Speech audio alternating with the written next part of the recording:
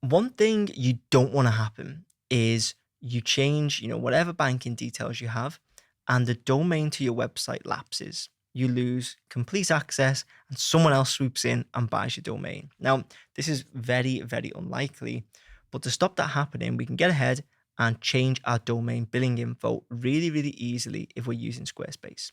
And I'm going to show you how to do it now. So, in our dashboard, all we need to do is navigate to domains here. And in there, you'll have a list of all your domains, what the URL is, the status of them, who provides it, and the expiration. So you'll know ahead of time, okay, like this is when it's going to end. I need to change my billing info by X date. What you'll want to do is just find yours. So best way to do it is just search. I'll show you by Crawford. You click in, and then all you need to do is go into billing. So once you're in here, you can change your billing address. Obviously, this is going to be blanked out because no one needs to know where I live. And then your payment method down here.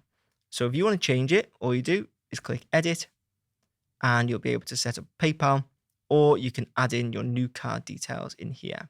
Once they're in, just save, select that as your main payment method, and you are good to go. And that's that. It's as simple as that. Hopefully you found it useful. If you did, please make sure to leave a like and hit subscribe. And if you want me to build your Squarespace website, you can get in touch using the links in the description.